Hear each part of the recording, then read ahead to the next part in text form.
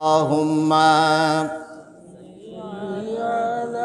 سيدنا مولانا محمد وعلى آل سيدنا مولانا محمد أغا رسول প্রিয় রসুল প্রাণের রসুল أغا رسول প্রিয় রসুল প্রাণের রসুল তোমারি জন্যে এ বিশ্বে মোরা পেয়েছি আলো পেয়েছি কুল আল্লাহুম্মা সাল্লি আলা সাইয়্যিদিনা মাওলানা মুহাম্মদ ওয়া আলা আলি সাইয়্যিদিনা مولانا محمد بلغ العلا بكماله كشف الدجى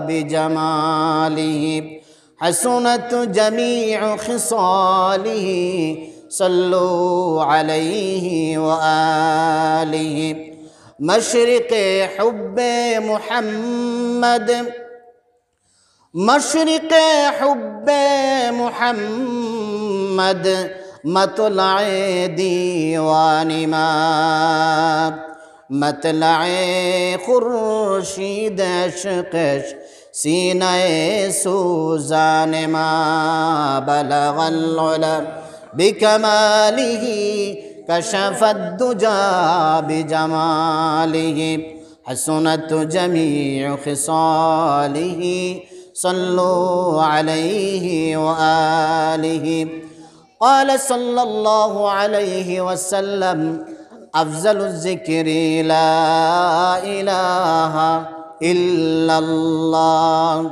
لا إله إلا الله لا إله إلا الله لا إله إلا الله لا إله إلا الله محمد رسول الله صلى الله عليه وسلم মাহফিলের অবস্থা আসলে মানুষ তো অনেকজন হয়তো ওযু করতে গেছেন বিভিন্ন প্রয়োজনে মাহফিল ফাঁকা হয়ে গেছে আপনাদের কাছে আমি একটি রিকোয়েস্ট করব দয়া করে আমরা একটু জিকির করি আর একটু সামনে দিয়ে আগাই এটা মাহফিলের আদব সুবহানাল্লাহ আলহামদুলিল্লাহ লা ইলাহা ইল্লাল্লাহ সুবহানাল্লাহ আলহামদুলিল্লাহ লা ইলাহা ইল্লাল্লাহ সুবহানাল্লাহ আলহামদুলিল্লাহ لا إله إلا الله لا إله إلا الله لا إله إلا الله محمد رسول الله সরদার মাটি ঈদগার ময়দানে সত্রপুর এবং দলইমাটি মহল্লাবাসীর উদ্যোগে এলাকার তামাম মুর্দেগানদের ইসালে সওয়াব উপলক্ষে সকল জীবিত লোকদের ক্ষমার প্রার্থনার উদ্দেশ্যে জিকিরের মাহফিলের আমার মঞ্চে উপবিষ্ট সম্মানিত সদরুল মুহতারাম মাওলানা নিজামুদ্দিন সাহেব দামাত বারাকাতুহুমুল আলিয়া মঞ্চে উপবিষ্ট দিগর উলামায়ে কেরাম আমার সামনে উপস্থিত দিনদার ইমানদার রাসূল প্রিয় কোরআন প্রিয় মুসলমান ভাই সব পর্দার অন্তরালে বসা আমার সবচেয়ে সম্মানিতা গাফেলাত আবেদাত সায়েমাত মুত্তাকি পরহেজগার মা এবং বোনেরা আমি আবারও আপনাদেরকে অভিবাদন জানাচ্ছি আসসালামু আলাইকুম ওয়া রাহমাতুল্লাহি ওয়া বারাকাতুহু ওয়া আলাইকুম আসসালাম ওয়া রাহমাতুল্লাহি ওয়া বারাকাতুহু আপনারা কেমন আছেন আলহামদুলিল্লাহ। আলহামদুলিল্লাহ। আমরা অনেকে আমাদের যখন স্বাচ্ছন্দ্য আসে, আমরা যখন সুখী হই, সচ্ছলতা থাকে, তখন মুসলিম কোনো ভাই আমার সম্পর্কে জিজ্ঞাসা করলে আমরা আলহামদুলিল্লাহ উচ্চস্বরে বলি। আর যখন কোনো অভাব, অনটন, দুর্ভিক্ষ, অসচ্ছলতা, বিপদ দেখা দেয়, তখন যদি কোনো বাবাকে, কোনো চাচাকে, কোনো ভাইকে বলা হয়, চাচা আপনি কেমন আছি, আসি একরকম, বোঝা গেল সচ্ছলতা, অসচ্ছলতা, সুখ দুঃখ আমরা ডিফারেন্স করে ফেললাম। অথচ জনাব রসুল করিম সাল্লাল্লাহু আলাইহি ওয়াসাল্লাম বলেছেন, যারা সুখে দুঃখে আল্লাহ রব্বুল আলামিনের প্রশংসা করে, শুকরিয়া আদায় করে, আল্লাহ রব্বুল আলামিন তাদের জন্য জান্নাতে আলাদা একটি কক্ষ নির্মাণ করবেন। সুবহানাল্লাহ। জনাব রসুল করিম সাল্লাল্লাহু আলাইহি ওয়াসাল্লামকে সাহাবায়ে কেরাম জিজ্ঞাসা করলেন, ইয়া রাসূলুল্লাহ, ইয়া হাবিবাল্লাহ, প্রশংসাকারীদের জন্য যেই বালাখানা, যেই প্রাসাদ নির্মাণ করা হবে, ওই প্রাসাদটা দেখতে কেমন? আল্লাহ রসুল বললেন, এমন একটি প্রাসাদ, এমন একটি কক্ষ যার ভিতর থেকে বাহিরা দেখা যাবে, বাহিরা থেকে ভিতরে দেখা যাবে। সুবহানাল্লাহ। আল্লাযীনা ইয়াহমাদুনাল্লাহি ফিস সাররাই ওয়াদ দাররা, যারা সুখে দুঃখে সর্বাবস্থায় আল্লাহর শুকরিয়া আদায় করে। আপনি যে অবস্থায় থাকেন বলবেন আলহামদুলিল্লাহি আলা কুল্লি হাল। কারণ আমরা যে অবস্থায় আছি, যদিও আমার ঘর প্লাস্টার করতে পারি নাই, গাঁথনি তো আছে, যদিও 3 ফুট গাঁথনি করতে পারি নাই, পাকার পায়া তো আছে, যদিও টিন দিয়ে বেড়া দিতে পারি নাই, সোয়া দিয়ে তো বেড়া আছে, যদিও উপরে টিন দিতে পারি নাই, সন দিয়েও তো ছাওয়া আছে। আল্লাহর নবী বলেছেন, কোনো একটি কুড়ে গড়ে যদি হয়, আর সে গড়ে যদি আল্লাহর কোনো বান্দা আল্লাহর জিকির করে, আল্লাহ রব্বুল আলামিন এই জনপদের ওই মহল্লার পাকা গড় যেভাবে নিরাপদ করবেন, জাকিরিন যারা তাদের এই কুড়ে গড় আল্লাহ পাক নিরাপদ করবেন। সুবহানাল্লাহ। আল্লাহ পাক মানুষের পাকা গড় চান না, মানুষের ব্যাংক ব্যালেন্স চান না, আল্লাহ পাক মানুষের হৃদয়টুকু চান। আল্লাহ পাক কিন্তু আমল আপনি কত মন নিয়ে আসছেন তাও চান না। আল্লাহ পাক চান তুমি যে যতটুকু আমল করেছো তাতে তোমার ফিলিংস কি ছিল, তোমার উদ্দেশ্য কি ছিল, তোমার মাকসাদ কি ছিল। এজন্য জনাব রাসূল করিম সাল্লাল্লাহু আলাইহি ওয়াসাল্লাম আল্লাহর দরবারে মানুষের আমল কিভাবে গ্রহণযোগ্য হবে তার একটি মিটার তৈরি করে দিয়েছেন। আল্লাহ রসুল যখন একথা বললেন, সাহাবায়ে কেরাম জনাব রাসূল করিম সাল্লাল্লাহু আলাইহি ওয়াসাল্লামের মুখ নিঃসৃত মোবারক বাহিনী কথা শোনার জন্য, বাণী শোনার জন্য উদ্গ্রীব হয়ে যেতেন। আল্লাহ রসুল যখন সালাম ফিরাইয়ে মুসল্লিদের দেখতে তাকাতেন, মুসল্লিরা তার দিকে অগ্রসর হতেন। কিন্তু আমরা তার ডিফারেন্স, যদি কোনো দিন আমাদের সম্মানিত ইমাম সাহেব জুহরের নামাজের পরে হঠাৎ করে মুসল্লিদের দিকে মুখ ফিরান, অনেকে বের হয়ে যান, হুজুর কোনটা লইছে আল্লাহ জানে, মনে হয় টিফিনের সমস্যা, মনে হয় মুতল্লি সম্পর্কে কোনো অভিযোগ, মনে হয় বিচারার বেতন বাড়ত, মনে হয় বিচারার 2 মাসের ছুটি লইলিত। উনি কি বলবে? হয়তো একটি মাসআলা বলবে, যে মাসআলা সম্পর্কে আমি অনভিজ্ঞ।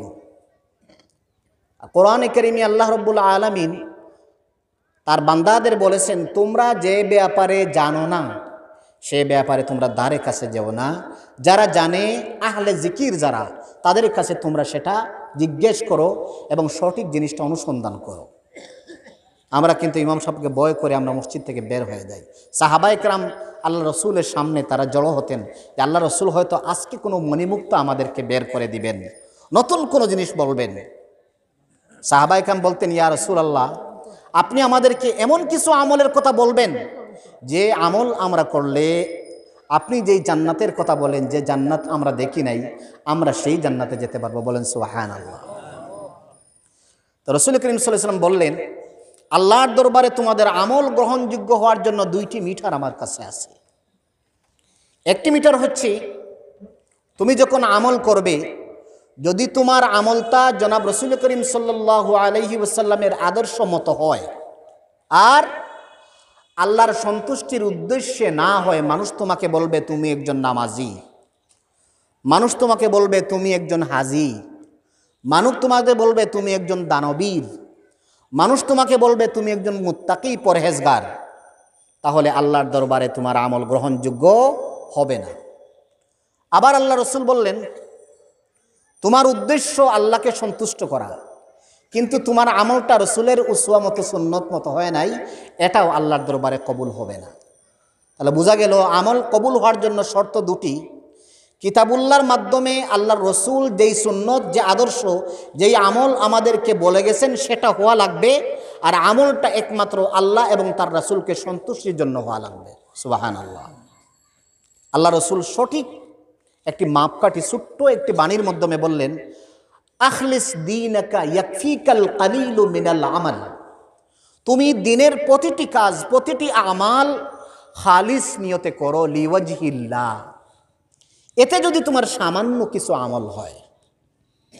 এজন্য জনাব রাসূল করিম সাল্লাল্লাহু আলাইহি ওয়াসাল্লাম বলেছেন, ইমানের 70টিরও বেশি শাখা রয়েছে, তন্মধ্যে সর্বোত্তম শাখা হচ্ছে লা ইলাহা ইল্লাল্লাহু মুহাম্মাদুর রাসূলুল্লাহ, এটির সাক্ষ্য দেওয়া।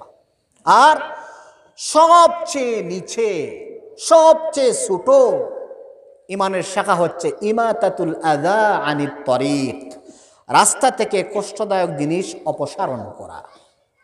এই কাজটা করতে আসলে তেমন কোনো সময় আমাদের স্যাক্রিফাইস করা লাগে না। মনে করেন আপনি বাদ মাগরিব মসজিদ থেকে বের হয়েছেন, আপনার বাড়িতে পৌঁছার আগে হঠাৎ করে আপনি উষ্টা খেয়েছেন, হুচুট খেয়েছেন, সাথে সাথে আপনার পায়ের বৃদ্ধাঙ্গুলির নখ উপড়ে গিয়ে রক্ত বের হয়েছে। আপনার ভিতরে এটা আসছে যে আমি তো হুচুট খেয়েছি, আমি তো উষ্টা খেয়েছি, সাথে সাথে আমার পায়ের নখটা উঠে গেল এবং ব্লিডিং শুরু হয়ে গেল। এই কথা ভাবনা করে, এই চিন্তা করে আপনার হার্টে, আপনার কলবে যদি এই ফিলিংস তৈরি করতে পারেন, এই অনুভূতি তৈরি করতে পারেন যে আমি তো উষ্টা খেলাম, আমারটা তো আমি নিজে দেখে উষ্টা খেলাম অথবা না দেখে উষ্টা খেলাম, বিপদ হয়ে গেল, কিন্তু আমি যদি ওইটা সরাইয়া নেই এই জন্য যে আমার মুমিন ভাই যাতে এই কষ্টের মধ্যে পতিত না হয়। সুবহানাল্লাহ। অথবা আপনি জোহরের নামাজের জন্য ঘর থেকে বের হলেন, আপনি কিন্তু একটু সেন্সিয়ার, একটু সচেতন, বাট আপনার চাচাতো ভাই যে বাঁশ কেটেছে, বাঁশটা কেটে জরুরি বাঁশগুলা ঘরে নিয়ে গেছে, কিন্তু বাঁশের আগা যেটা আছে, আমরা সিলেটি ভাষায় যেটাকে বলি পালো, ওইটা রাস্তার মধ্যে রেখে দিয়েছে। আপনি ওটা হাতে নিয়ে যদি বলেন, আল্লাহ আমার জীবনে কোনো নেক আমল করতে পারি নাই, আমি মানুষের সুবিধার জন্য রাস্তা ক্লিয়ার করে দিলাম, কাল কিয়ামতের ময়দানে আপনি দেখবেন আপনার ওই আমলটা সংবদ্ধ হয়ে গেছে, জমা হয়ে গেছে। আল কিয়ামতের ময়দানে আল্লাহ রাব্বুল আলামিন যখন আপনার হাতে আমলনামা দিবেন আর বলবেন ইকরা, পড়েন আপনার আমলনামা, কাফা বিনাফসিকাল ইয়াউমা হাসিবা, আপনার আমলের ব্যাপারে, আপনার বিচারের ব্যাপারে, আপনার রায়ের ব্যাপারে আপনার আমল আপনি পড়েন, আপনি নিজের জন্য যথেষ্ট। যখন দেখবেন আমার বড় বড় আমল অনেকটা তো পাই নাই, কিন্তু ওই যে জোহরের নামাজ থেকে যাওয়ার সময় বাঁশের আগাছাটা আমি সরাইছিলাম, বাঁশের সিংলাটা সরাইছিলাম, হকুল ইবাদ আদায় করার জন্য, মানুষকে মানুষের হক আদায় করার জন্য, আল্লাহকে সন্তুষ্ট করার জন্য, আজকে তো দেখি এই নেক আমল আমার আমলনামায় লিপিবদ্ধ। তখন আফসোস করবেন, আফসোস করবেন মানুষ, অমুসলমান আফসোস করবেন, কিন্তু আসার তো কোনো সুযোগ হবে না। তখন বলবেন মালি হাজাল কিতাব লা ইউগাদিরু সাগীরাতান ওয়ালা কাবীরাতান ইল্লা আহসাহা, এটা এমন কোন পাণ্ডুলিপি, এটা এমন কোন খাতা, এমন কোন রেজিস্টার বুক, এমন কোন আমলনামা, এমন কোন পার্সোনাল গাইড বুক আল্লাহ পাক আমাকে দিয়েছেন, যে গাইড বুকের মধ্যে, যে আমলনামার ভিতরে আমার ওই আমলটা তো আছে, এর চেয়ে ছোটো ছোটো আমলও আছে, যদি জানতাম তাহলে আরও বেশি বেশি করে ছোটো ছোটো নেক আমল করতাম। আজ কিন্তু সেটার চিন্তা করি না। এজন্য আমরা সময় পেলে, সামান্য সময় পেলে এই সময়কে আমরা গনিমত মনে করব। জনাব রাসূল করিম সাল্লাল্লাহু আলাইহি ওয়াসাল্লাম বলেছেন, আমার উম্মত দুটি নিয়ামত সম্পর্কে অত্যন্ত উদ্বিগ্ন, গাফিল, আনসেন্সিয়ার, অলস। আসলে তারা সেটার ব্যাপারে তেমন কোনো ভ্রুক্ষেপ করে না। সে দুটি নিয়ামত কি? এক নাম্বার হলো তার ব্যস্ততার সময়ের ফাঁকে ফাঁকে তার অবসর সময়, অর্থাৎ ফেরাগত। আর দুই নাম্বার হচ্ছে আল্লাহ পাক তাকে যে সুস্থ বডি দিয়েছেন সেটা সুস্থতা। সুবহানাল্লাহ। এই সুস্থতা আমাদের জন্য কি নিয়ামত!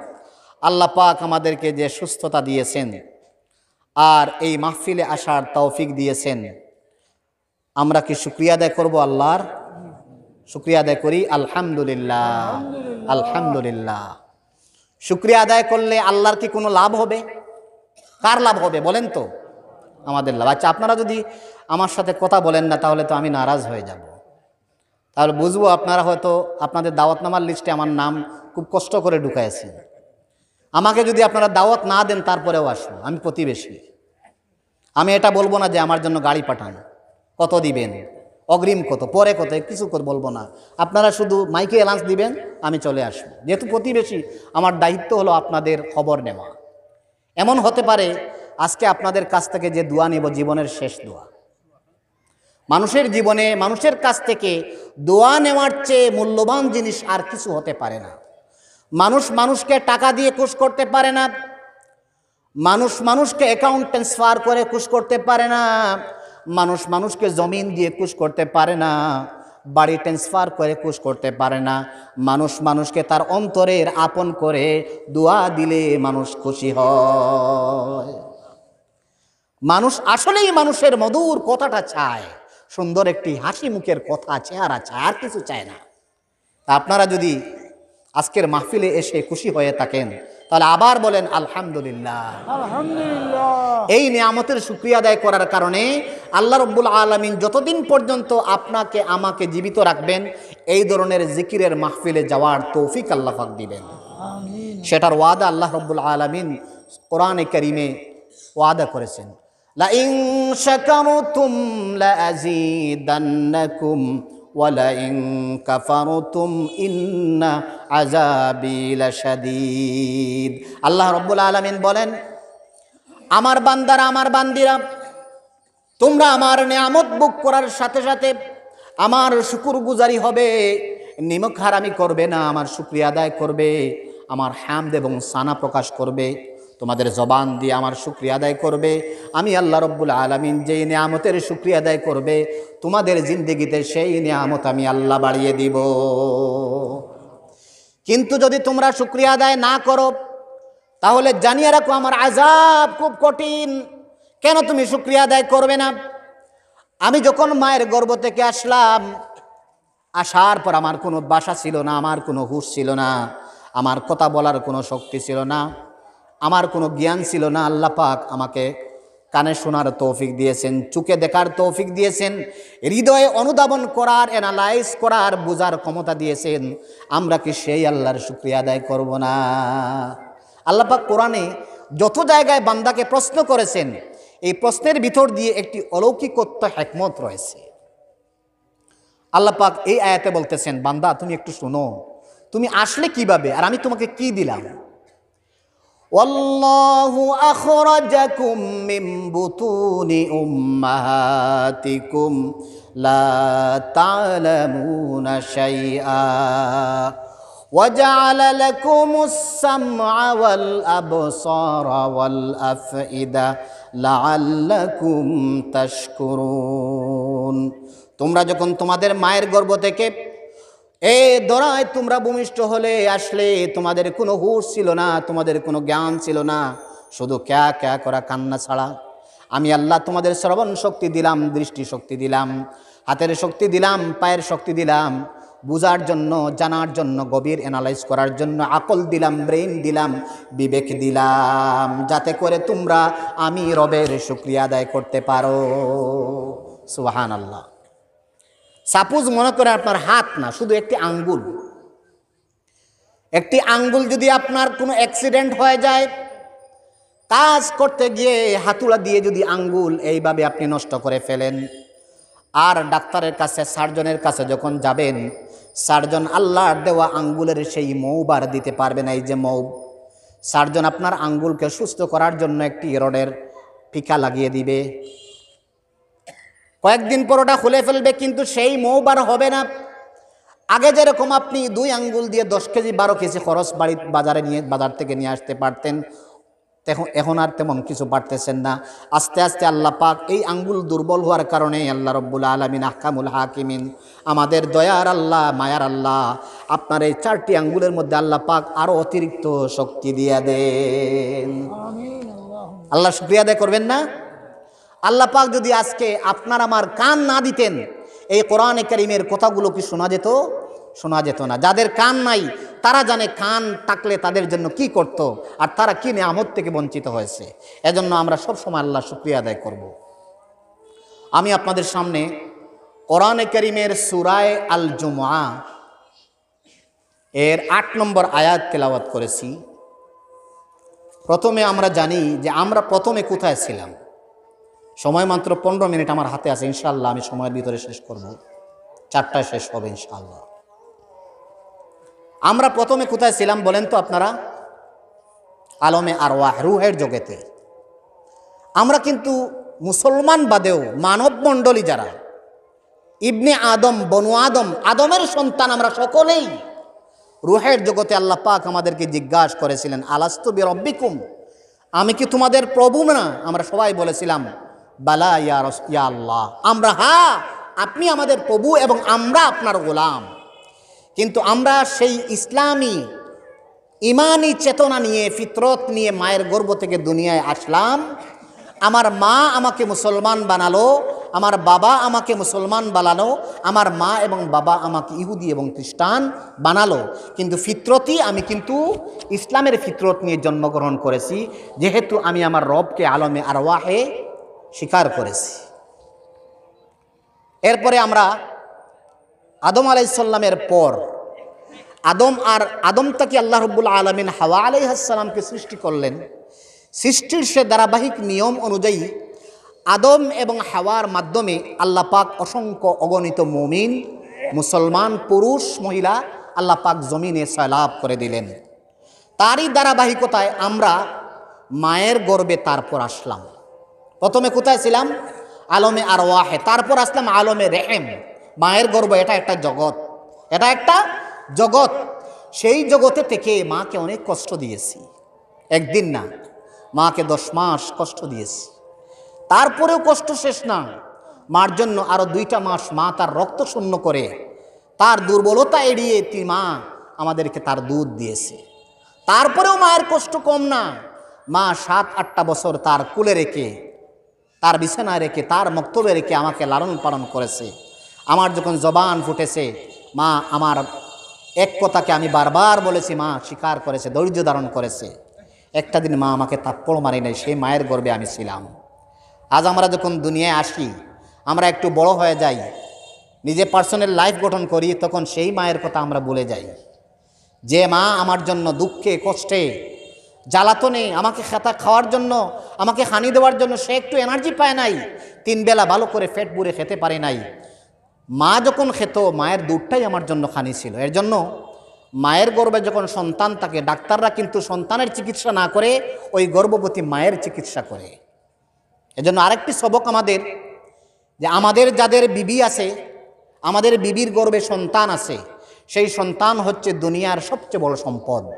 আল্লাহ পাক দুনিয়ার জগতে মানুষকে যত ফসল দিয়েছেন, যত লাভজনক জিনিস দিয়েছেন, সবচেয়ে উন্নত এবং সবচেয়ে গোল্ডেন লাভজনক জিনিস হচ্ছে তার সন্তান।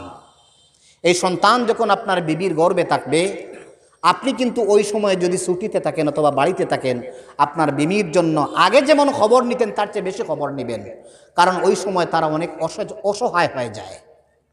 অসহায়ত্বে দিনাতিপাত করে, দিনে এবং রাতে অনেক সময় চুকার কোনা দিয়ে পানি পড়ে, যে আমি যে সন্তান নিয়ে গর্ভে আছি, আমার সন্তানটা কোন সময় খালাস হবে, আমার স্বামী কি আমাকে গুরুত্ব দিবে, নাকি আমি তো আগে 2টি মেয়ে সন্তান আমার গর্ভ থেকে বের হয়েছে, এবারও যদি মেয়ে সন্তান হয়ে যায়, আমার স্বামীর তো মিজাজ খারাপ, যদি আমার মেয়ে সন্তানকে মেরে ফেলে অথবা আমাকে ডিভোর্স দিয়ে দিয়ে, এরকম ঘটনা হয়তো আপনাদের এলাকায় নাই, আমাদের এলাকায় আছে, আমাদের এলাকায় আছে। তার জ্বলন্ত প্রমাণ নাম বলবো না। একজনের 4টি মেয়ে হয়েছে, স্ত্রী আবার অন্তঃসত্ত্বা গর্ভবতী। সে স্ত্রীকে বলেছে, ও আমার স্ত্রী, তোমার যদি এবারে কোনো মেয়ে সন্তান হয় তাহলে আমি তোমাকে ডিভোর্স দিয়ে দিব। এই কথা শোনার পর থেকে ওই গর্ভবতী মা 10 মাস 10 দিন পর্যন্ত, গর্ভ খালাস হওয়ার আগ পর্যন্ত প্রতিদিন রাতে আহাজারি করে ক্রন্দন করে, আয় আল্লাহ তাআলা, আমার স্বামী আমাকে কথা বলল, 4টি মেয়ে আপনি তো দিয়েছেন মেয়ে সন্তান, আপনি তো দিবেন ছেলে সন্তান, আপনি ছেলেও দিবেন মেয়েও দিবেন, আবার কাউকে সন্তান দিবেন না, এটা তো আপনার আইন। কিন্তু আমার স্বামী আমাকে এমন বেষ্টনী রাখলো, যদি মেয়ে সন্তান হয় তাহলে আমি তো তালাক প্রাপ্তা হয়ে যাব। এত কষ্ট করে মা আপনার আমাকে গর্ভে ধারণ করেছে, স্বামীর অনেক জ্বালাতন, অনেক বকুনি, অনেক পিটুনি তাকে খেতে হয়েছে, অনেক কষ্ট সহ্য করতে হয়েছে। ডাক্তারে যাবে, ডাক্তার দেখাবে, কোনো টাকা পয়সা পায় নাই। বাপের কাছে গিয়ে, মায়ের কাছে গিয়ে পায়ে ধরে একটু টাকা নিয়ে ডাক্তারের ট্রিটমেন্ট করেছে। কিন্তু এক সময় তো ডাক্তারের কোনো কথাই ছিল না। আল্লাহ পাক এমনিতেই মায়েদেরকে সুস্থ রেখেছেন এবং বাড়িতে স্বাভাবিকভাবে আমরা সবাই জন্মগ্রহণ করেছি। কিন্তু মা অনেক কষ্ট করেছে, এটা হলো মায়ের রেহেম। এরপরে আমরা আসলাম এই দুনিয়ায়, আলমে, এইটা হচ্ছে আলম, দুনিয়ার জাহান, দুনিয়া এই বিশ্ব চরাচর, এটাই কি আমাদের শেষ? আপনারা বলেন তো, এই দুনিয়া কি আমাদের শেষ? আমাদের আর কোনো জগতে যাওয়া লাগবে না? কোথায় যাওয়া লাগবে? আলমে বরজখ, আলমে রেহেম, আলমে আরওয়াহ, আলমে রেহেম, আলমে দুনিয়া, আলমে বরজখ, আলমে হাসর, 5টি আলম নিয়ে দুনিয়া এবং আখেরাত। আমরা 2টি অতিক্রম করেছি, মধ্যখানে বর্তমানে একটাই আছি, আর আগামীতে একটা যাব। সেখানে গেলে দুনিয়ার জীবনের সব কৃতকর্মের হিসাব দেওয়া লাগবো। আমরা অনেকে, যখন আমি মেম্বার হই আমার বাহাদুরি থাকে, আমি যখন চেয়ারম্যান হই আমার 5 বছরের শক্তি এনার্জি যা আছে ক্ষমতা চালাই। আমি যখন উপজেলা চেয়ারম্যান হই আমার ক্ষমতা টোটাল উপজেলার মধ্যে ছড়ায়। অমুক খুবই গরম, সামান্য কারণে আমার উপর মিথ্যা মামলা দিয়ে আমাকে হয়রানির শিকার করে না কি নাই? আমাদের সমাজে মানুষ যখন কর্তৃত্ব পায়, ক্ষমতা পায়, এই ক্ষমতা পেয়ে বলে আর জীবনে তো ক্ষমতা যাবে না। আল্লাহ বলেন, না ও ক্ষমতাধর সরকার, ও মানুষ, তোমার ক্ষমতা যাবে, তোমার সব বিলীন হয়ে যাবে, তোমার জমি যাবে, তোমার বাড়ি যাবে, তোমার সন্তান যাবে, তোমার ব্যাংক ব্যালেন্স যাবে, সব চলে যাবে, একমাত্র আমি আল্লাহ রব্বুল আলামিন বাকি থাকবো।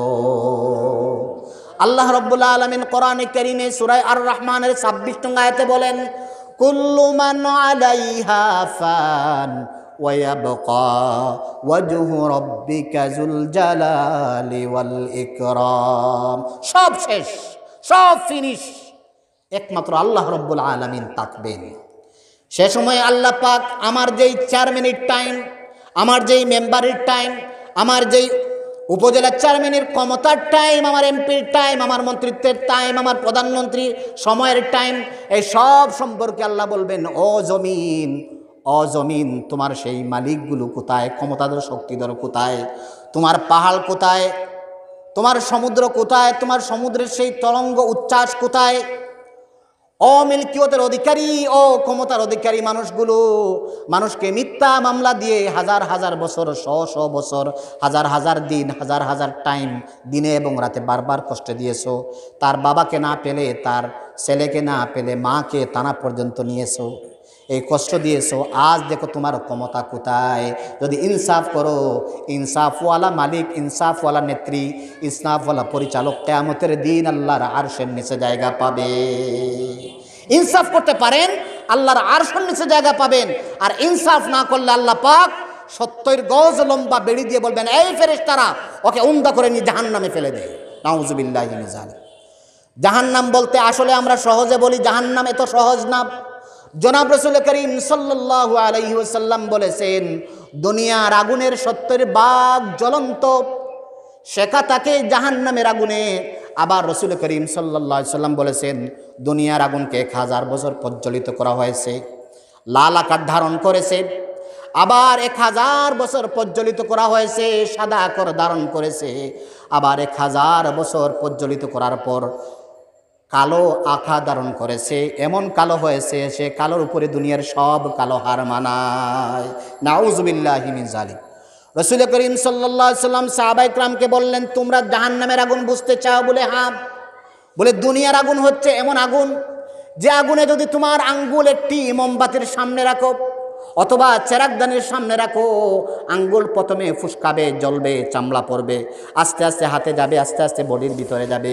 কিন্তু জাহান্নামের আগুন এত পাওয়ারওয়ালা, এত ক্ষমতাধর জাহান্নামের আগুন, আল্লাহর আগুন, যে আগুনে মানুষের সাথে সাথে আগুনের লোহাওয়ার তাপ লাগার সাথে সাথে হৃদয় ফেটে চৌচির হয়ে যায়। নাউজুবিল্লাহ। আল্লাহর আগুন এত কঠিন। আল্লাহর আগুন থেকে বাঁচতে হলে আলমে বরজখ আমার সামনে, সকরাত আমার সামনে, দুনিয়ার জীবনে, ব্যক্তিত্বের বন্ধনে, পারিবারিক জীবনে, রাষ্ট্রীয় জীবনে সব হিংসা, বিদ্বেষ, অহংকার, জটিলতা, লাগ বাদ সব আমি ছেড়ে দিতে হবে। এটি হচ্ছে আমার ইমানের দাবি। আর ইমান এমন ইমান আনতে হবে যে ইমানে হযরতে বেলাল অগ্নি পরীক্ষার সম্মুখীন হয়েছিলেন। এমন ইমান রাখতে হবে আল্লাহর উপর, এমন তাওয়াক্কুল রাখতে হবে যে তাওয়াক্কুলের উপর, যে ইমানের কারণে ইব্রাহিম আলাইহিস সালাম নমরুদের অগ্নিতে ফেলতে হয়েছে এবং স্বীকার করতে হয়েছে। এমন ইমান আনতে হবে। হযরত আবু বকর রাদিয়াল্লাহু তাআলা আনহুর খেলাফতকালে ইয়ামেনে আসওয়াদ আনাসি আবু মুসলিম খুরাসানি নামে এক ব্যক্তিকে অগ্নিতে দগ্ধ করেছিল। সেই ধরনের বিপদ আমাদের উপর বর্তমানে আছে। যদিও আগুন না, দুর্ভিক্ষের এই বিপদ আমাদের উপরে চলে আসতেছে। বর্তমানে আমাদের উপরে দুর্ভিক্ষ চলতেছে না? বর্তমানে যেই বিপদ চলতেছে সেই বিপদের নাম কি? Corona virus. এই ভাইরাসের মাধ্যমে, এই দুর্যোগের মাধ্যমে, এই অভাবের মাধ্যমে, এই দুর্যোগপূর্ণ সমস্যার মাধ্যমে আল্লাহ পাক আমাদেরকে পরীক্ষা করবেন। আল্লাহ পাক 1550 বছর আগে আমার নবীর উপরে যে কোরআন নাজিল করেছেন, সেই কোরআনে কারীমে সূরা বাকারার 155 নম্বর আয়াতে আল্লাহ পাক বলেছেন, وَلَنَبْلُوَنَّكُمْ بِشَيْءٍ مِّنَ الْخَوْفِ وَالْجُوعِ وَنَقْصٍ مِّنَ الْأَمْوَالِ وَالْأَنفُسِ وَالثَّمَرَاتِ وَبَشِّرِ الْمُؤْمِنِينَ। ও ঈমানদারেরা, তোমাদের সকলের অবগতি হওয়ার দরকার, জানার দরকার, আমি আল্লাহ রাব্বুল আলামিন তোমাদের দুনিয়ার জীবনে ভয় দ্বারা, ভীতি দ্বারা তোমাদেরকে পরীক্ষা করব। ওয়াল জু, ক্ষুধা দ্বারা, দুর্ভিক্ষ দ্বারা, অভাব অনটন দ্বারা তোমাদেরকে পরীক্ষা করব। ওয়ানাকসিম মিনাল আমওয়ালি ওয়াল আনফুস, জান এবং মালের নোকসানের দ্বারা, জান নেওয়ার মাধ্যমে, মাল কম দেওয়ার মাধ্যমে তোমাদেরকে পরীক্ষা করব। ওয়াসসামারাত, ফল ফলাদি না দিয়ে তোমাদেরকে পরীক্ষা করব। এ সকল পরীক্ষায় তোমরা যদি উত্তীর্ণ হতে পারো, ওয়াবাশশিরিস সাবিরিন, ধৈর্য ধারণকারীদের জন্য রয়েছে সুসংবাদ। আর ধৈর্য ধারণকারীদের জন্য কি সুসংবাদ? ইন্নামা ইউওয়াফাস সাবিরুনা আজরাহুম বিগাইরি হিসাব। যারা ধৈর্য ধরতে পারে বিপদের সময়, আল্লাহ পাক তাদেরকে পূর্ণ হিসাব দিবেন, উজরত দিবেন, পুরস্কার দিবেন। বর্তমানে যে বিপদ আমাদের উপর চলতেছে, সেই বিপদ থেকে আমাদেরকে বাঁচতে হলে জনাব রাসূল করিম সাল্লাল্লাহু আলাইহি ওয়াসাল্লাম আমাদেরকে গুরুত্বপূর্ণ একটি টিপস দিয়েছেন, একটি মেডিসিন দিয়েছেন। এই বিপদ আমাদের থেকে দূর হতে হলে, আসলে বিপদ আসে আমাদের কর্মের কারণে। আপনারা আমার প্রশ্নের জবাব দিবেন, প্রশ্ন উত্তর না হলে কোনো আলোচনায় সারগর্ভ হয় না। তবে আপনারা ভাববেন না উনি আমাদেরকে প্রশ্ন করবে, উনি কি আমাদের টিচার। আচ্ছা, আপাতত মেনে নেন, আপাতত মেনে নেন। আপনারা যদি আমি প্রশ্ন করি জবাব দেন, তাহলে বিষয়টা বুঝে আসবে। বিষয় হলো, দুনিয়াটা আসলেই পরীক্ষার জায়গা। যে জায়গায় প্রশ্ন আছে, সে জায়গায় পরীক্ষার ক্ষেত্র আছে। যেহেতু আমাদের সামনে আলমে বরজখ, এই আলমে বরজখে যাওয়ার পর আমাদের জন্য প্রশ্ন উত্তর দেওয়া লাগবে। প্রশ্ন 3টি, কোনো কোনো রেওয়ায়েতে দেখা যায় 4টি। একটি প্রশ্ন হলো মার রব্বুক, তোমার রব কে? সেই রবের জবাব আমরা আলমে রূহের জগতে দিয়ে আসছিলাম, আলাস্তু বিরব্বিকুম ক্বালু বালা। কিন্তু দুনিয়ায় আসিয়া রব ভুলে গেছি। তা আমরা অনেকে মনে মনে এটা বলবো, আল্লাহ তো বলে দিয়েছেন রব্বি আল্লাহ, তাহলে তো কবরে গেলে সাথে সাথে বলবো রব্বি আল্লাহ। আমাকে কি জিজ্ঞেস করে, এগুলো তো আমি জানি, পারবেন না, সম্ভব না। কবরে গেলে রব্বি আল্লাহ বলতে হলে আপনার জিন্দেগি আমলে সালেহ করতে হবে। এই জিন্দেগিতে যদি আমলে সালেহ করতে পারেন, তাহলে আপনি রব্বি আল্লাহ বলতে পারবেন। তারপর বলা হবে ওমা দীনুকা, তোমার জীবন ব্যবস্থা কি ছিল, তোমার ধর্ম কি ছিল, তোমার অনুশীলন কি ছিল, তোমার আইডেন্টিফিকেশন কি ছিল, তুমি কোন নেতার অনুসরণ করেছো, কোন দলের অনুসরণ করেছো, কোন নীতি তুমি মানিয়েছো, কার আনুগত্য করেছো। যদি আপনি আল্লাহর আইন এবং জনাবে রাসূলুল্লাহ সাল্লাল্লাহু আলাইহি ওয়াসাল্লামের আদর্শ মতো জিন্দেগি আপনি অতিবাহিত করতে পারেন, এই ইসলামের উপর আপনি ইস্তেকামত থাকতে পারেন, তাহলে আপনি বলবেন দীনিয়াল ইসলাম। সুবহানাল্লাহ। 3 নম্বর প্রশ্ন, দুটি বর্ণনা, একটি হচ্ছে বলা হবে যে তোমাদের কাছে যেই বার্তাবাহক রসুল পাঠানো হয়েছিল, পয়গাম্বর পাঠানো হয়েছিল, উনাকে কি চিনো? বলে জি চিনি, উনি আমাদের নবী হুয়া মুহাম্মাদুর রাসূলুল্লাহ সাল্লাল্লাহু আলাইহি ওয়াসাল্লাম। আবার অন্য রওয়ায়াতে আছে জনাব রাসূল করিম সাল্লাল্লাহু আলাইহি ওয়াসাল্লামের সূরতে মুবারাকা দেখানো হবে। আমরা তো কখনো দেখি নাই, কিন্তু আল্লাহর দরবারে এই আফসোস রাখবেন যে আল্লাহ, মালাকুল মউত আসার আগে তোমার হাবিবের দিদার আমাদেরকে একটু দেখাই। জনাব রাসূল করিম সাল্লাল্লাহু আলাইহি ওয়াসাল্লাম বলেছেন, মরণের আগে কেউ যদি আমার চেহারা স্বপ্নের মাধ্যমে দেখতে পারে, নেক আমলি হয়, আমার চেহারা কখনো শয়তান বিকৃত করতে পারে না। আমাকে যদি কেউ দেখতে পারে কাল কিয়ামতের ময়দানে আমার শাফায়াত তার জন্য ওয়াজিব হয়ে যাবে। আবার সেই রসুলের নীতির উপর যদি না থাকি, রসুলের সুন্নত আদর্শ না মানি, আজ রসুলের সুন্নত নিয়ে কটাক্ষ করা হচ্ছে। এমন মুসলমান, আমি ডক্টর হলে কি হবে, আমারও তো প্রশ্ন থাকবে।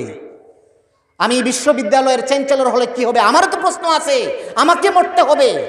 আমি আইন পাশ করে মানুষকে ফাঁসি দিলে কি হবে, আমার সেই অধিকার, আমার সেই শক্তি খর্ব হয়ে যাবে যখন আমার পায়ের নালা সোজা হয়ে যাবে। প্রত্যেকের পায়ের নালা সোজা হবে, কিন্তু দুনিয়ায় থাকতে একটু বাস বিচার করে না, ক্ষমতাই প্রয়োগ করতে থাকে। আবার তার আফসোসটা কি সেটাও বলে যায়। আমরা এমন মুসলমান, শুদ্ধ করে সালামটাই জানে না। আর যদি কেউ সালাম করে তাহলে বলে ওইখানে জঙ্গিবাদীর কিছু গন্ধ আছে, নাউজুবিল্লাহি মিন যালিক।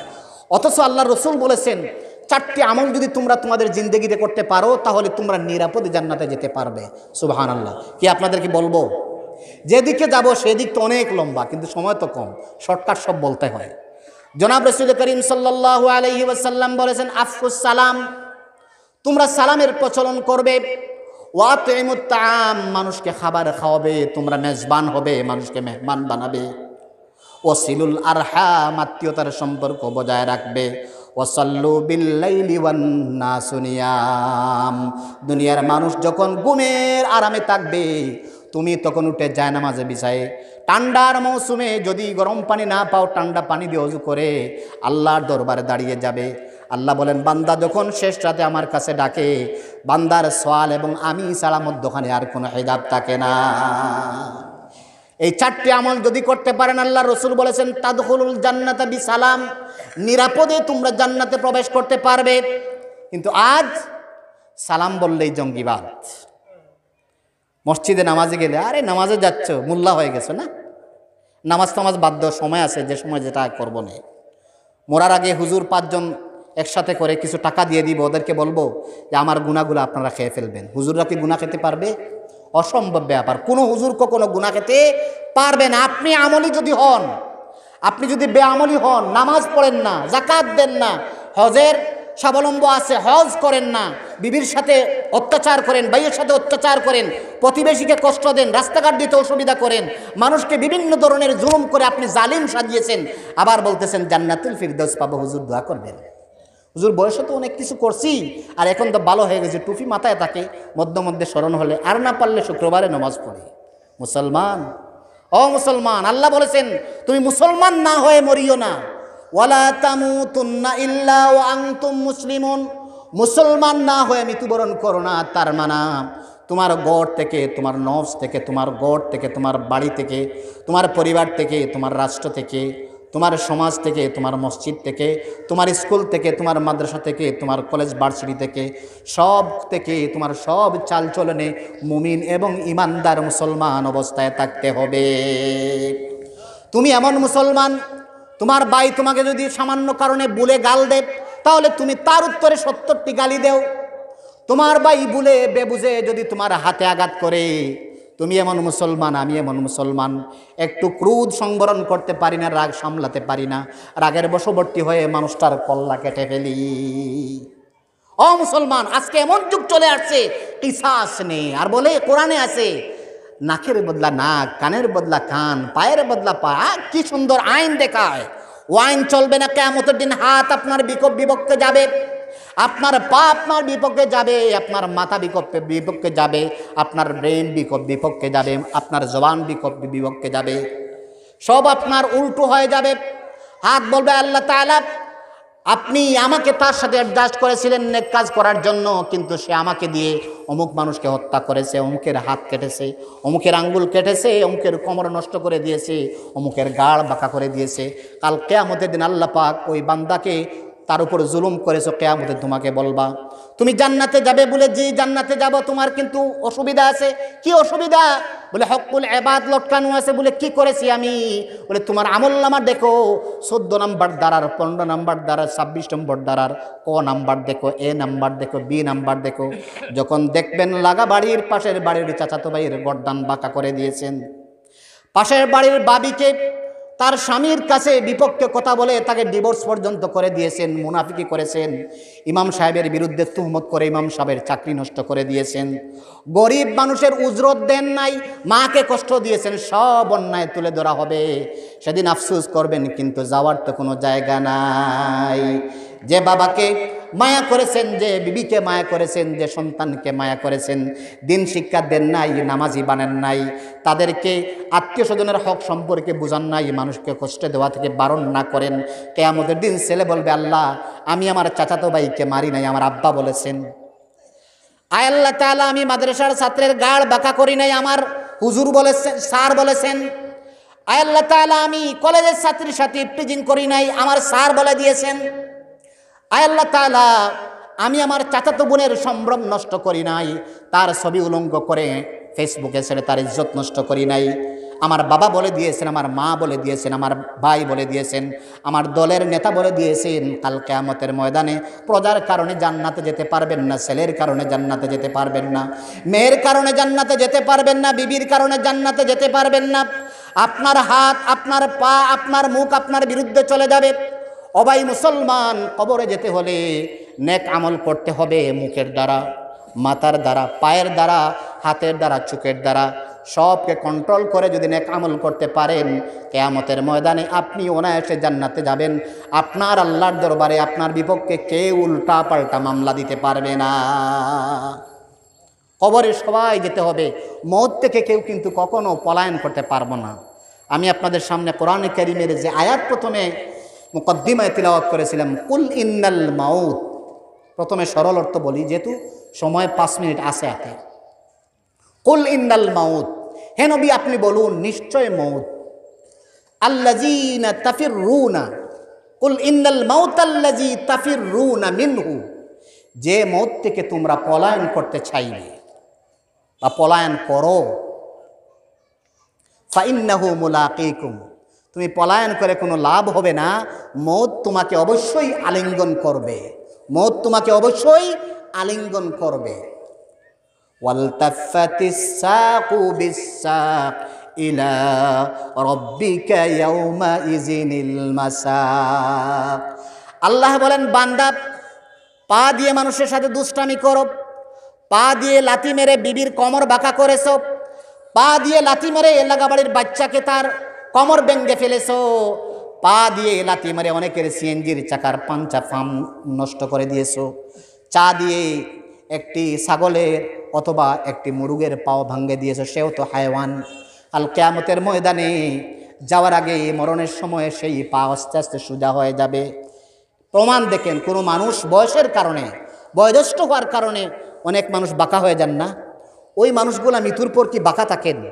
অ্যাক্সিডেন্টলি যদি কোনো মানুষকে প্যারালাইজড হয়ে যায়, অবস্করণ রোগ হয়ে যায়, এটার কারণে দীর্ঘমেয়াদ অসুস্থতার কারণে হয়তো এক পা একটু সোজা থাকে, আবার ফ্যামিলির আত্মীয় স্বজনরা যদি একটু সচেতন থাকে তাহলে উনারও কিন্তু হাত পা সব সোজা হয়ে যায়।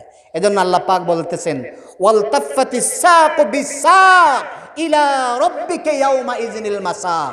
ও হে আমার মানুষ, আমার গোলামেরা, একটু চিন্তা করো, আজ তোমার পাওকে নিয়ন্ত্রণ করতে পারো না, বডিকে নিয়ন্ত্রণ করতে পারো না, এক সময় তোমার সব সোজা হয়ে যাবে, সে সময় আমার কাছে তোমাকে আসতে হবে। এজন্য আল্লাহ বলেছেন মওত থেকে পলায়ন করা যাবে না। ফাইন্নাহু মুলাকিকুম সুম্মা তুরাদ্দুনা ইলা আলিমিল গায়বি ওয়াশ শাহাদা, তোমাকে সেই মওলার কাছে যেতে হবে যিনি তোমার গোপন সব তত্ত্ব জানেন, প্রকাশ্য সব তত্ত্ব জানেন। আল্লাহর কাছে কোনো কিছু গোপন নাই। আছে গোপন? আপনার চোখের খেয়ানত আল্লাহর কাছে প্রকাশ্য, আপনার হাতের খেয়ানত আল্লাহর কাছে প্রকাশ্য, আপনার পায়ের খেয়ানত আল্লাহর কাছে প্রকাশ্য, আপনার জবানের খেয়ানত আল্লাহর কাছে প্রকাশ্য, আপনার বিবেকের খেয়ানত আল্লাহর কাছে প্রকাশ্য। ওয়ায়ালামু খাইনাতাল আয়ুনি ওয়া মা তুখফিস সুদূর, চোখের গোপন যেই তত্ত্ব ছিল, চোখ দিয়ে, বিশেষ করে আমার স্কুল এবং মাদ্রাসার ছাত্র ভাইয়েরা যারা আছো, যুবক ভাইয়েরা যারা আছো, তোমরা শোনো, তোমাদের হয়তো তোমরা ভুল করে বলতেছো আমরা বয়সের কারণে ভুল করতেছি, তোমরা যে যৌবন থেকে তোমরা যে একটু অগ্রসর হবে কোনো গ্যারান্টি আছে? তোমরা যে স্কুলে যাওয়ার সময়, মাদ্রাসায় যাওয়ার সময়, অথবা মাদ্রাসা ছুটি হওয়ার সময়, স্কুল কলেজ ছুটি হওয়ার সময় স্কুলের গেইটে, মাদ্রাসার গেইটে হুন্ডার নিয়ে বসে থাকো, আমি ভুল বলছি না, আমি তত্ত্বগুলা উদ্ঘাটন করে দেখেছি, আমি নিজে এই রকমের কেসের সম্মুখীন হয়েছি, মামলা হয়েছে আমার কাছে। আর তুমি হুন্ডারে বসে বসে, মেয়েরা ছুটি হচ্ছে, যে মেয়ে হচ্ছে তোমার বোন, না হলে তোমার বন্ধুর বোন, না হলে তোমার চাচাতো বোন, না হলে তোমার খালাতো বোন, না হলে তোমার মা, না হলে তোমার খালা, অথচ তুমি হুন্ডারে বসে বসে চোখ দিয়ে এইভাবে দিয়েছো টিপটাপি। জানো কাল কিয়ামতের ময়দানে চোখ আপনার বিরুদ্ধে চলে যাবে ভাই। অযুবক, সময় নাই, সময় থাকতে চোখকে কন্ট্রোল করো। জীবনে 18 বছর 20 বছর হয়েছে, জীবন গঠন করেছো, বাবা তোমাকে নামাজি বলে, ফ্যামিলির লোকেরা তোমাকে নামাজি বলে, সমাজের লোকেরা তোমার বয়স যদিও কম, তোমার সদাকত, তোমার আমানত, তোমার সুন্দর চরিত্র দেখে, তোমার 18 বছর হলেও তোমার যোগ্যতা এবং সততা দেখে সবাই কিন্তু বলে ওই ছেলেটা যদি বড় হয় মসজিদের আমানত তার কাছে রাখবো। আর তুমি সামান্য কারণে তোমার 18 বছর 20 বছরের গঠিত সেই চরিত্র তুমি বিলীন করে দিচ্ছ। তোমার চোখের গুণ আল্লাহর কাছে পরিষ্কার, তোমার হাতের গুণ আল্লাহর কাছে পরিষ্কার। হাত দিয়ে কোনো মানুষকে কষ্ট দেওয়া যাবে না। আল্লাহ রসুল বলেছেন আল মুসলিমু মান সালিমাল মুসলিমুনা মিন লিসানিহি ওয়া ইয়াদিহি, প্রকৃত মুসলিম ওই ব্যক্তি যার হাত থেকে এবং যার জবান থেকে অন্য মুসলমান নিরাপদ। সুবহানাল্লাহ। আমরা কি আমাদের হাত, আমাদের পা, আমাদের চোখ, আমাদের বডি, আমাদের আকল আল্লাহর ভয়ে নিয়ন্ত্রণ করতে পারবো? একটু হাত তুলেন। আয় আল্লাহ তাআলা, আমি এবং আমরা সকলে ওয়াদা করলাম কিয়ামত পর্যন্ত আমাদের হাত, আমাদের পা, আমাদের বিবেক, আমাদের আকল, আমাদের বডির প্রত্যেক অঙ্গ প্রত্যঙ্গকে গুনার কাছ থেকে আমরা বিরত রাখবো। তুমি আমাদেরকে তৌফিক দান করো। আর আমরা যারা হাত তুললাম, আমাদের প্রত্যেক হাতকে তুমি জান্নাতের জন্য কবুল করো। আমি এই আয়াতের অনুবাদ বলছি, সময় শেষ হয়ে গেছে। এই আয়াতের অনুবাদ একজন কবি অত্যন্ত চমৎকারভাবে আমাদের সামনে উপস্থাপন করেছে। মরণ থেকে পালাও তুমি, মরণ থেকে পালাও তুমি, মরণ তোমায় লইবে গিরি, যদিও সুদূর আকাশ পানে লুকিয়ে সেটায় লাগাও সিঁড়ি। এই মহারোগের চিকিৎসক নাই, ঔষধ নাই জগতে, খুঁজিয়া হয়রান হলে কি হবে, টেকাতে পারিবে না তারে। তুমি যদি মৌত থেকে বাঁচার জন্য জমিন থেকে আসমান পর্যন্ত সিঁড়ি লাগাও, মৌত থেকে বাঁচতে পারবে না। মৌত অবশ্যই তোমার জন্য ধরবে। এজন্য আল্লাহ রসুল বলেছেন আতাতকুমুল মৌত, মৌত আসবে রাহাতুল লিল মুমিন, মুমিনের জন্য প্রশান্তি নিয়ে। আবার আল্লাহ রসুল বলেছেন মৌত আসবে দুটি সুসংবাদ এবং দুঃসংবাদ নিয়ে। একটি হচ্ছে আম্মা বিশাকাওয়াতিন ওয়া ইম্মা বিসাআদাতিন, মৌত কারো জন্য হবে সফলতার বিষয়, আর মৌত কারো জন্য দুর্ভাগার বিষয়। আল্লাহ রাব্বুল আলামিন আমাদের সকলকে মৌত সামনে রেখে, সকরাত সামনে রেখে, কবরে যাওয়া সামনে রেখে আমাদের জিন্দগিতে যেই টাইমটা পাস করেছি, অনেক অন্যায় হয়েছে, আল্লাহর দরবারে তওবা করব। বাকি সময় আমরা যাতে আল্লাহর মকবুল গোলামিতে কাটাতে পারি, এই প্রত্যাশা আল্লাহর দরবারে রেখে আমার জন্য দোয়া আছে। আপনাদের সকলের আল্লাহর দরবারে মঙ্গল কামনা করে আজকের আয়োজকবৃন্দ এবং সহযোগীবৃন্দ, এলাকাবাসী সকলকে মুবারকবাদ জানিয়ে অত্র এলাকার যত মানুষ কবরে চলে গেছেন সকলের মাগফিরাত কামনা করে, জান্নাতের উঁচু মাকাম কামনা করে আমি এখনই আপনাদের কাছ থেকে বিদায় নিচ্ছি। আসসালামু আলাইকুম ওয়া রাহমাতুল্লাহ।